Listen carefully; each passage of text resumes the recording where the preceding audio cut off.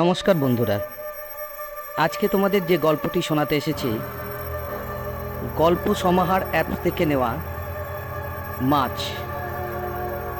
লেখক মোহাম্মদ শহীদুল ইসলাম, গল্প পাঠে আমি সাধন ঘোষ। শারমিনের অসুখটা প্রথম যখন ধরা পড়ল তখন সে 16-17 বছরের তরুণী। তখনও গ্রামের বাড়িতে যৌথ পরিবার ভেঙে যায়নি। বিরাট বড় পাকের ঘরে বড় খড়ি চুলায় আগুনের ধোঁয়া খেতে খেতে সব বউরা রাঁধতেন। বাচ্চারা স্কুল ছুটি হয়ে গেলে পাকের ঘরের আশেপাশে ঘোরাঘুরি করতে থাকত। বারান্দায় বিশাল সারি করে থালা পড়ত, বাচ্চারা হাপুস হুপুস করে খেত। শারমিন ছিল যে কোনো হিসাবে খুব ভালো মেয়ে। আম্মা আর চাচিরা ভালো মেয়ের উদাহরণ হিসাবে তার নাম উল্লেখ করতেন।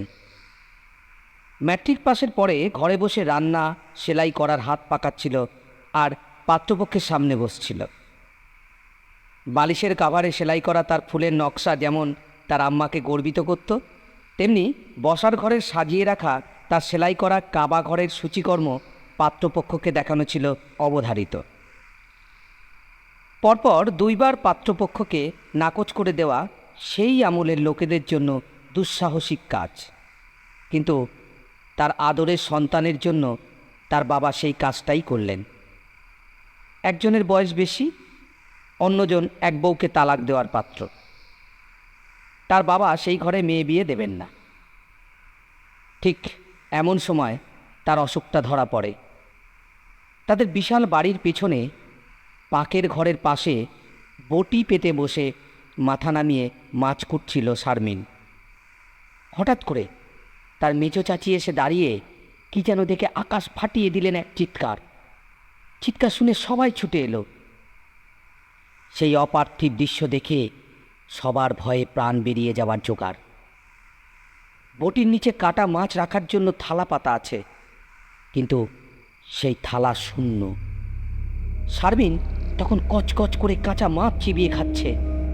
তার মুখ দেখে মনে হচ্ছে খেয়ে খুব তৃপ্তি পাচ্ছে। ওদিকে মেজো চাচির চিৎকার কান্নায় রূপ ধারণ করেছে।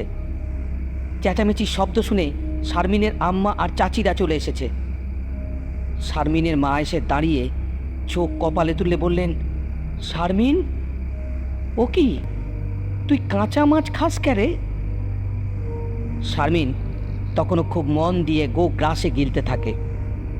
শারমিনের মা এসে তার সামনে থেকে মাছের খালুই সরিয়ে নিয়ে যেতে উদ্যত হয়। শারমিন খপ করে তার মায়ের হাত ধরে ফেলে অগ্নি দৃষ্টিতে তাকিয়ে থাকে আর ফোঁস ফোঁস শব্দ করে বড় বড় শ্বাস নেয়। মুহূর্তেই 2 চোখ টকটকে লাল হয়ে গেছে তার। সব সময় লক্ষ্মী মেয়ে বলেই খ্যাত সেই শারমিনের মাথার কাপড় পড়ে গেছে। 2 চোখের মণি ঘুরতে শুরু করেছে ভাটার মতন। শারমিনের মা সভয়ে দূরে চলে যেতে চাইলেন, কিন্তু তারা হাত ধরে রেখেছে শারমিন। তার সামনে রাখা মাছ শেষ হয়ে গেছে। শারমিন তখন তার মায়ের হাতে কামড় বসিয়ে দিল। শারমিনের মা গগন বিদারী চিৎকার শুনে ততক্ষণে সবাই এই দিকে এগিয়ে আসতে শুরু করেছে। এই অবিশ্বাস্য ব্যাপার দেখে সবাই আতঙ্কিত হয়ে গেছে। প্রথম সম্বিত ফিরে পেলেন শারমিনের বাবা, কিংবা তার মেয়ের এই অবস্থা দেখে মরিয়া হয়েই এগিয়ে এসে বলেন, শারমিন, কি করতেছিস তুই? আমারে ছাড়। কে শোনে কার কথা? শারমিনের বড় ভাই শাহেদ এগিয়ে এসে মাকে ছাড়ানোর চেষ্টা করেও ব্যর্থ হলো। কে একজন বলল, হলুদ পোড়া দাও, ওর নাকের সামনে হলুদ পোড়া দাও। কে একজন হলুদ পোড়া এনে শারমিনের নাকের সামনে এগিয়ে দিল। শারমিন তখন তার মায়ের হাত ছেড়ে দিয়েই উঠে দাঁড়ালো। তার চেহারা রাগে ফেটে পড়ছে। চোখের সাদা অংশ দেখে মনে হচ্ছে এখনই ফেটে রক্ত পড়তে শুরু করবে। শারমিনের মায়ের হাত থেকে রক্ত পড়তে শুরু করেছে। তিনি আহত হাত নিয়ে কোনো মতে উঠে দাঁড়ালেন। শারমিনের মুখ থেকে তখনও গোঁ গোঁ শব্দ বের হচ্ছে, মাথার চুল খুলে ছড়িয়ে গেছে। এমন সময় শাহেদ এগিয়ে এসে বলল, এই খবরদার।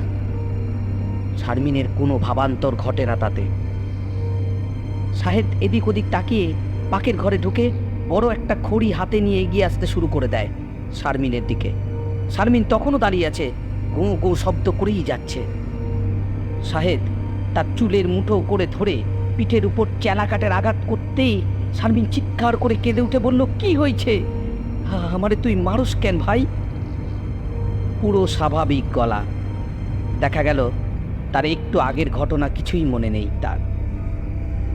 এই ঘটনার পরে শারমিনের বিয়ে আটকে গেছে।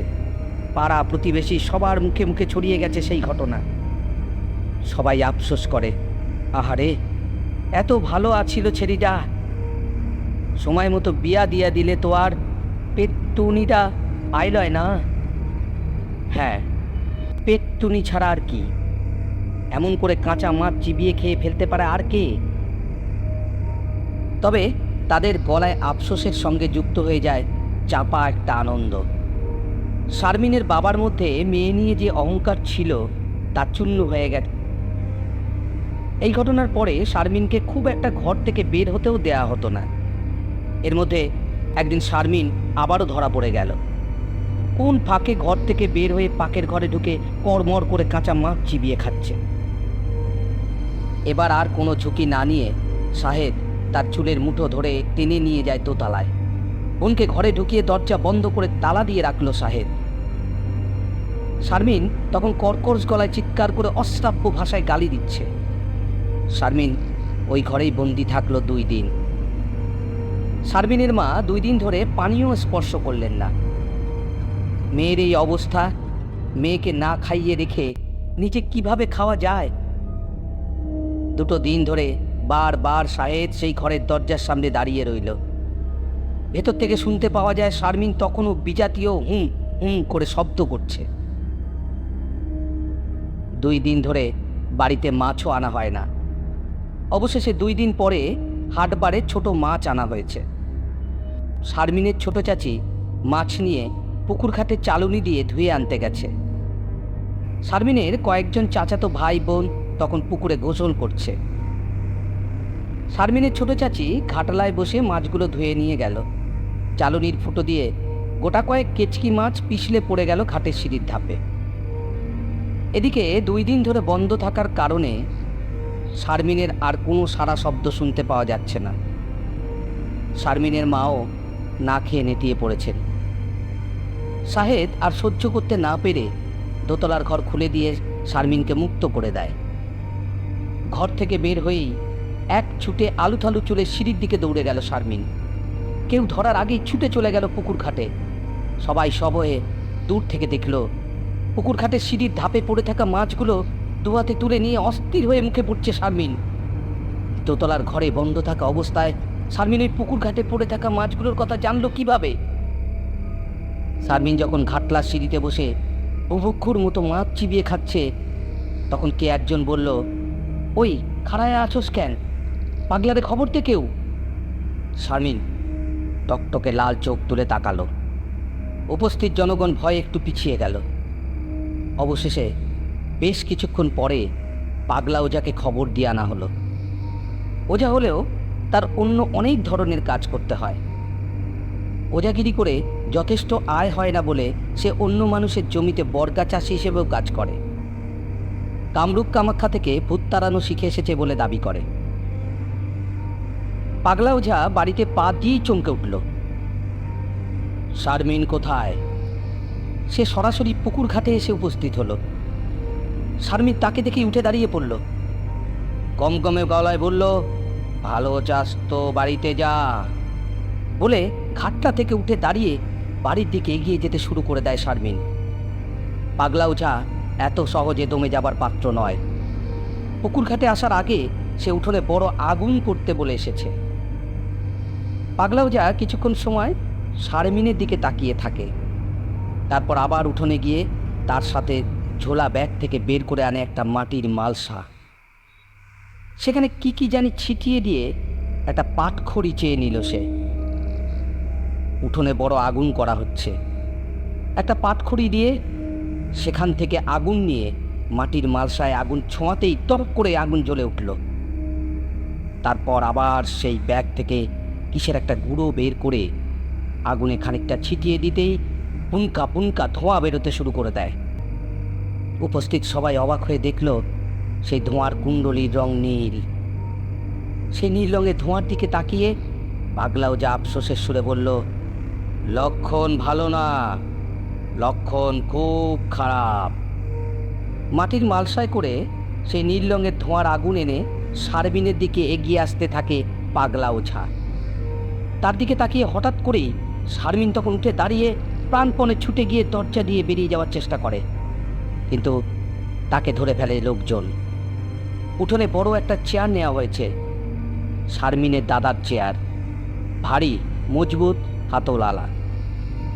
2-3 জন মানুষ মিলে টানাটানি করে চেয়ার নিয়ে যাওয়ার পরে শারমিনকে সেখানে বসিয়ে গরু বাঁধার দড়ি দিয়ে শক্ত করে বাঁধা হলো। হাতের উপর কেটে কেটে বসে গেল গরু বাঁধার দড়ি। শারমিনের মায়ের চোখ দিয়ে জল পড়ছে অযোধ্যারায়। শারমিন ফুসফুস করছে। পাগলা ওঝা তার মালসার আগুন এনে শারমিনের দিকে এগিয়ে গেল। শারমিন চিৎকার করে অশ্লীল ভাষায় গালিগালাজ করতে শুরু করলো। গরু তাড়ানোর লাঠিটা দিয়ে শারমিনকে মেরে নাকের সামনে শুকনো মরিচ পোড়া দিয়ে, আর সেই সাথে সাথে গালিগালাজ করতে করতে কিছুক্ষণের মধ্যেই শারমিনকে নিস্তেজ করে ফেলে পাগলা ওঝা। শারমিনের মাথাটা ঝুলে পড়ে যায় বুকের উপর। পাগলা ওঝা তখন ইন্টারভিউ নিতে শুরু করে দেয়। ক তুই কেডা? কমো না। তুই অহন যা? যামু না। ওরে অহনও তোর শিক্ষা হয় নাই? পাগলা ওঝা তখন তার ব্যাগ থেকে কিসের গুঁড়ো বের করে আগুনে ছুঁড়ে মারল।